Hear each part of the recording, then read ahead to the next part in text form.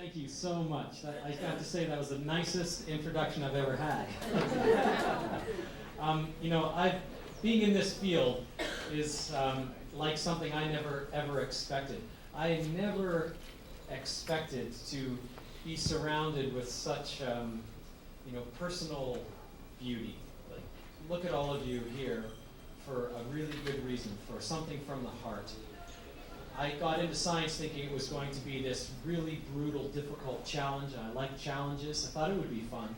I had no idea what an honor it would be to be surrounded with such beautiful people doing such great things. It's really been a real honor to move things along and be in the company of such wonderful people like you, so thank you. Thank you so much. I have to say that meeting Sabrina was really something. Those of you who know her, just one of those people you meet and never run out of touch with, really. I found out that the night that I met her, she also met her boyfriend, so what does that say?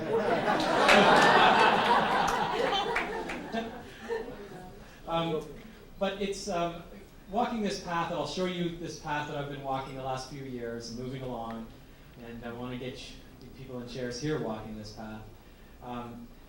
It's really opened my eyes up to one thing, and that is how many talents it takes to do what we're doing as a community. It takes people that are inventing and thinking and just churning over science in their heads day in and day out, waking up at 3 a.m. with epiphanies and, I know what I'm going to try next. It takes people like that. Geeks, you may call us. It takes people with money, because it is nothing less than enabling. We cannot do what we do without it. They are equally enabling to the cause. It takes brilliant scientists. It takes lawyers. It takes clinicians that can tell us how to tweak our models and move them into humans. It takes administrators who have the possibility of saying yes or no to what we do. It takes government officials with the right mind, the willpower. You see, it's a multi-talented affair. It's a very busy operation. And we have to support the full panorama, from nuts to soup to nuts. This thing is very complicated. So what I'd like to do is, what I'm really honored to do, is take a few minutes and show you what my laboratory's been working on the last few years. I got into the University of California, Irvine, my first professorship position about 8 years ago. And I decided to take a big risk and throw away the things that I was doing and really start to work on something that I thought could be achieved within my career. And I'm absolutely, I feel so honored to have had a team around me that has allowed me to really fulfill these things. So I'm going to talk about 3 different treatments that I've been developing. 2 you may have heard about. One is brand new and you probably haven't. But what I did was I took a kind of a different approach to spinal cord injury. I ended up breaking spinal cord injury up into 3 stages. Sorry, I'm trying to dig a pointer out of my bag here. There we go. Spinal cord injury is not one problem. It's actually multiple problems. The greatest challenge to a scientist studying spinal cord injury is time. Acute stages, hours or days after an injury, you have an immune response rushing into the injury site. Your own blood system, your own immune cells rush in there and wreak havoc and make that injury many times worse than the original trauma, the original injury event caused it to be.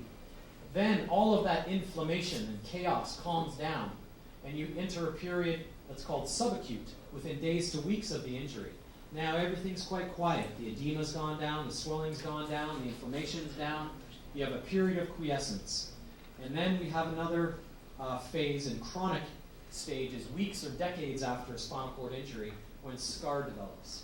Completely 3 different scenarios. They might as well be 3 different diseases we're trying to approach.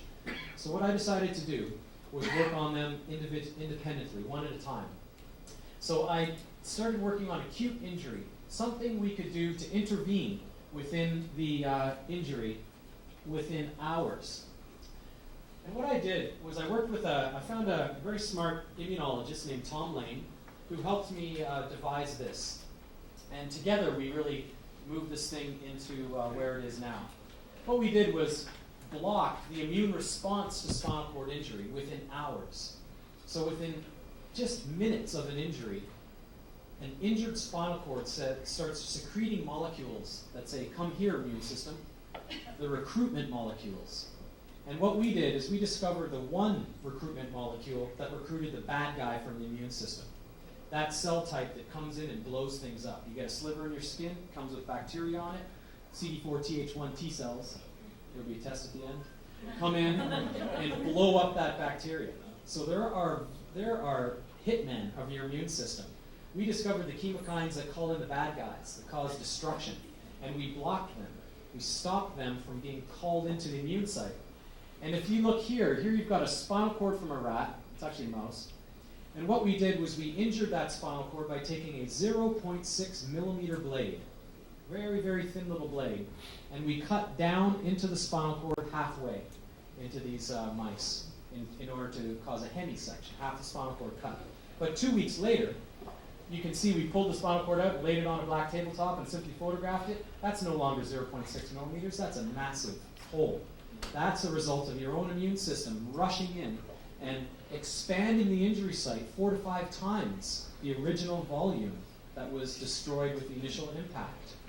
So the initial trauma is not your biggest problem. It's actually the secondary damage that makes it worse.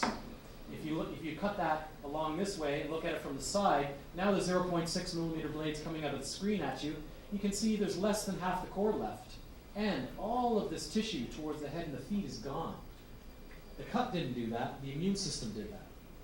By blocking that immune response, if we get in there within 12 hours of an injury with a simple needle injection, and we bind up that recruitment molecule, none of those immune cells start rushing into the spinal cord, this is what you get. A spinal cord you can't even tell looks cut, but if you actually slice it from the middle, you can still see that original cut site. You lost a little bit of tissue, 0.6 millimeter little slice there, but look at the amount of tissue that is spared.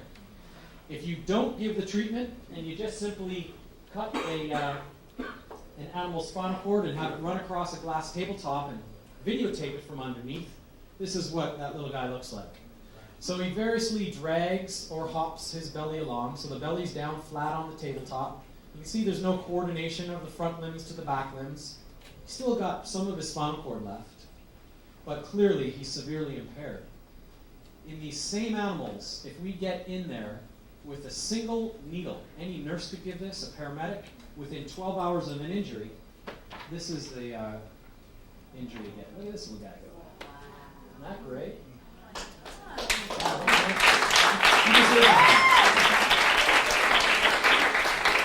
So that mouse had a cut of half of its spinal cord, but it just didn't lose much more than that half. It got to keep the rest.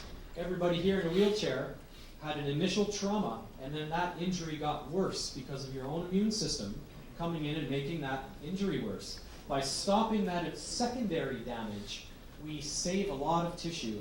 What we're hoping to do here is shut off the tap of people in wheelchairs.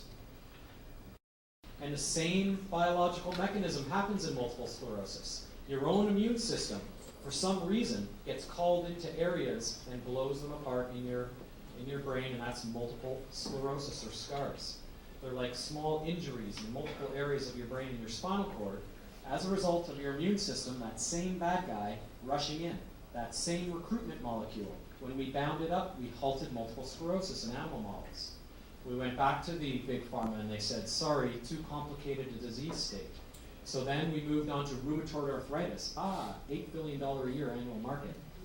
And we showed that the same thing happens. These are paws of animals, one swollen up with rheumatoid arthritis. We give them an injection of this drug. It binds up the recruitment molecule. The immune cells no longer get there, and he's got a normal paw again. That's when Medarex Corporation took the entire program and completed, I'm showing you one slide here, many, many years worth of work,